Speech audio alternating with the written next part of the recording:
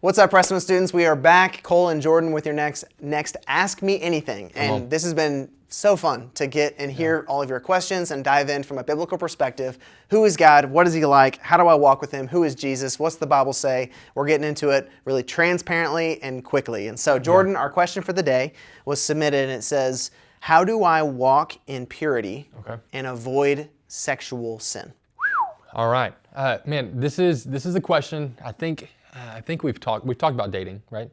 Yes. That was our quickest episode. Don't. No. Just don't. But I think this one has something that I alluded to. It's a topic about boundaries. Yeah. Right. That's good. And so looking specifically at this, like, how do I walk in purity? The quick answers are like find community, accountability, confession, confess even being tempted, not just whenever you fall. Like, all of those things are helpful. You can find those in your life groups. We meet every Sunday morning for life groups where you can find community, accountability, and you can walk in God's word. But this idea of boundaries is one that is much, much bigger, right? And so there's three different areas that I would use. This question specifically focused on sexual purity.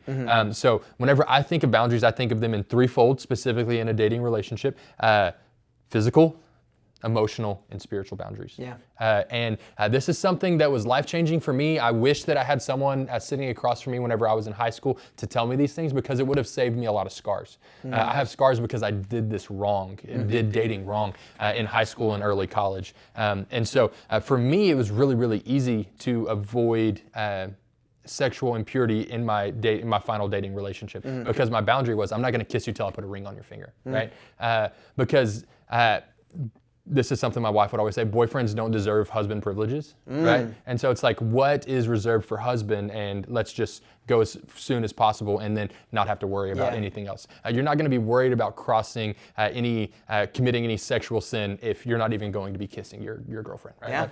Or your boyfriend or whatever. And so I think that is kind of where I would start with the physical ones. You want to add anything to it? Yeah, I think that's kind of an old saying of, if you live on a cliff, you don't want to put the fence on the edge of the cliff. You'd want to put it before. Right. And so I think you may be getting this in a minute, but in terms of boundaries, the conversation that must be had with every dating or even talking or interested kind of relationship is a DTR. Right. Define the relationship. Okay, so guys specifically, I want to talk to you a minute.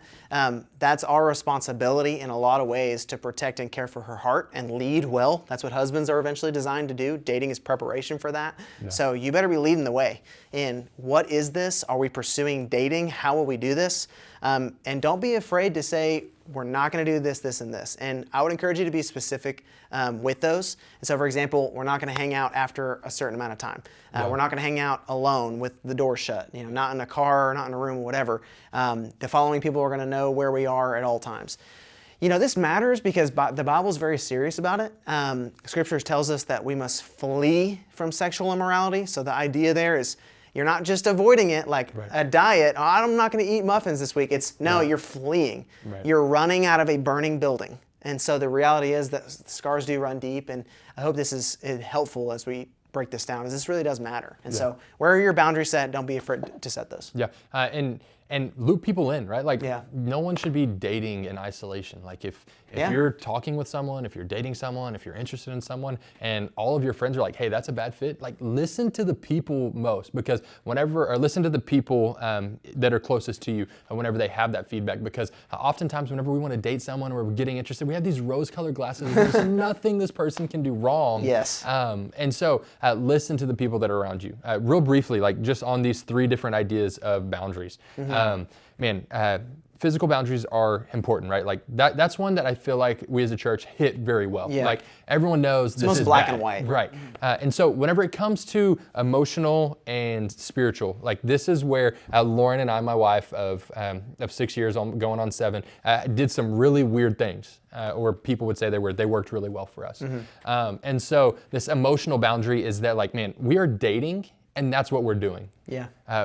And so whenever we were dating, I simply told her, like, hey, Lauren, we're not going to talk about marriage. Like if we're dating, just know that we're moving towards marriage. And this was a personal one because love was very transactional for me growing up. And so from an early age, I just said, hey, I'm not going to tell another woman that I love her until I propose. And so I didn't cross either one of those. And that is because as much as I was the leader of that relationship physically, like I needed to steward that daughter of God's emotions and heart in a very well way. In the same way, spiritual boundaries, Lauren and I never sat down and had a Bible study and prayed for hours over each other or did any of those things. Yes, we prayed for one another. Yes, we were both reading our Bible. Yes, we would talk about what God was teaching us. But whenever it came to the soul care, I think it's very clear that the head of the household is the one that is in charge of that soul care, I of which was not the head of her household. Yeah. And so some of you say, hey, but my girlfriend's dad isn't a Christian. Well, this is where now the church steps in, right? Not you, but the church steps in, and we begin to be able to have the church being the church. So I would entrust her soul care to her father and to her community. That's and good. so if she was struggling with a sin, I wasn't going to be her accountability partner in that season, in that moment. Now, of course I am. But it was, hey, if you're struggling with this, I need you to go tell your community group, your life group, and then you could come talk to me and I can be praying for you and encourage you. And so I think instead of just focusing on physical boundaries, we have to take a holistic approach when we're trying to do this. That's a really good answer because when you just look at one, you neglect so much. And taking spiritually for a moment, that's why it's important to know what stage you're in because then that tells you whose responsibility is who. Like I love that idea of as boyfriends, you are not her spiritual covering, a spiritual leader, I guess, in many ways. And so when you start to step into that responsibility, in one way, it's so easy months, years down the road before you're married to say, man, then I need to step into these privileges in other ways. So no privilege comes without responsibility. And what you're saying, and like what you're saying, whenever you're willing to cross any of the boundaries that you set, is that like specifically physically, and then you could get there with emotionally and spiritually. Like I'm willing to go outside of the confines of marriage to get what I want. And it's like you're telling your future spouse, potentially your future spouse, what you're willing to do in those moments of weakness. And that may not be what you're intending. You're like, I could never, but that's what you're doing. And purely defined, the reason we want to take a holistic approach to this is because purity and holiness are synonymous. Like scripturally speaking, purity and holiness are the same, and we're called to walk in holiness with our whole life. Not just the weekends or the Wednesday nights. And so I want to hit on one more thing with Bailey and I, we kind of did some of those things too, where it sounds a little weird. But one thing we didn't do is we did not pray together. It's kind of a personal opinion, personal preference, is, even before meals, it was kind of funny. But that was something we laid the groundwork early too, is, know that each of us are walking with the Lord independently. And so as you're searching, maybe you're in a season of singleness, and it's okay to be single, by the way. We'll get into that later. But when you chase after Jesus and he has your chief affection, then you look right and left and you see who's running with you. And when your significant other becomes your God, a lot of pain follows. So that's a spiritually speaking. But with emotionally too, I want you to remember one thing is that we give our hearts away long before we give our bodies away.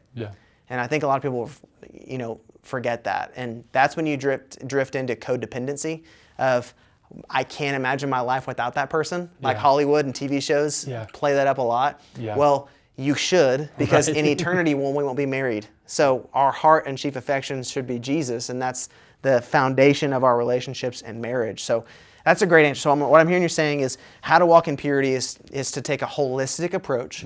Don't just be, this is what we're doing with our bodies, but how are we doing spiritually, how are we doing emotionally, having people involved as well. Nothing's in isolation. I love all these things because it sounds like you're saying our heart matters, and our purity and our holiness matters to God. So, man, that's so good. Thank you so much for submitting those questions. We will see you next week. Come on.